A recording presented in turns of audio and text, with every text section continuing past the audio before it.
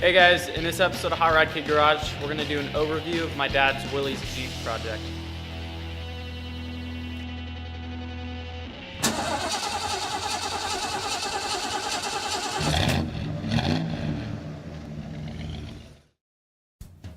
Hey guys, how's it going? This is my 1951 WILLYS pickup that I've been working on for about 3 years now.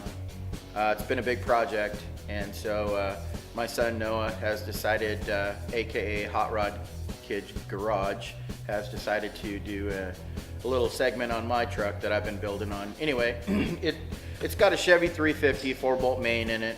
Noah and I went over to the gentleman that I bought the truck from. We actually followed him over to his shop and we took the body off of that. It's a 1986 Chevy 3/4 ton. And so we took the body off of that, and we decided that following him over, the truck ran so good. We could hear it. We were following him and it ran so good, didn't smoke. We decided to go ahead and purchase the engine and the transmission and the rolling chassis all in a package deal. To eventually put my 1951 WILLYS pickup body on a 1986 rolling chassis. So if there are any die-hard WILLYS pickup lovers out there, you know how hard it is to find a cab that is in good shape. Well, I didn't find that cab. I searched and searched and searched. Finally, I found a cab that I felt like I could work with. But this particular cab right here, the top was crushed in because they had stacked cars on top of it. They crushed the top in, so I took a hydraulic bottle jacked the top back out, did a bunch of hammer and dolly work to it. Then the floors were completely shot. You could see completely through the floors. So my son Noah and I took the floors out, decided instead of buying floors, which you can buy, instead of buying those floors and just welding those in, we being the people that we want to do it ourselves, we just bought a sheet of sheet metal ourselves and fabbed our own floor pans, and we welded in the floor pans in this particular cab now. And anyway, it's still pretty rough. Well, I shouldn't say that. It's still rough, but we've done a bunch of work on this cab to get it where it is now. It's within a little bit of time and it should be just fine. So in order to make this WILLYS fit this 1986 rolling chassis, I had to take 13.5 inches out of this frame to shorten it up so that the wheelbase would be correct.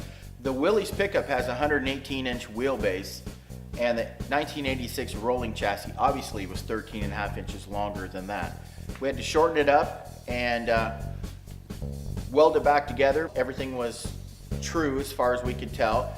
And also I got some really nice 38-inch old military tires from a buddy of mine. So I got 38-inch monster tread on this thing. So I'm sure you're looking at this thinking, hey, it's just a fuel tank inside of frame rails, no big deal. But for me it was a big deal, because this 1986 Chevy 3/4 ton came with saddle tanks, not in the frame rail tank. So it took me a lot of searching to be able to find the correct dimensions of a Chevy pickup to be able to put within the frame rails back here. So it wasn't just finding the correct dimensions, but also once I found those dimensions, I had to fab up a framework to be able to hold this fuel tank in place. Once I got that, I figured out, well, I got the right dimensions. I can fab up a fuel tank holder or a frame rail for it, and then I went ahead and ran all my fuel lines. Anyway, I wanted to do this because I did not want saddle tanks on this truck. Maybe you're thinking, dude, why didn't you just go get your exhaust done somewhere else? Get it done by a professional. Well, I'm kind of doing a budget build here, and because of that, I did it myself. So I decided to go from the exhaust manifolds all the way back. I did it all myself. I ran these glass pack cherry bombs, which when I was a kid, cherry bombs were the bomb. They were the way to go. Really, I was able to run this exhaust, dual exhaust, all the way out the back. I bet I've spent 150 bucks doing it myself. So I'm sure some of you are wondering, how do you start this without a key? Because there's no ignition, there's no anything in this truck. The cab is completely empty. Well, good news. This is how you start it. Actually, this is how it stays running. This is how you start it. Blue wire, starter. Red wire to the battery on the coil. All you have to do is make sure you have constant current to your distributor. Start it. This is going directly to the starter. Start it, and it'll run. Show you what I mean.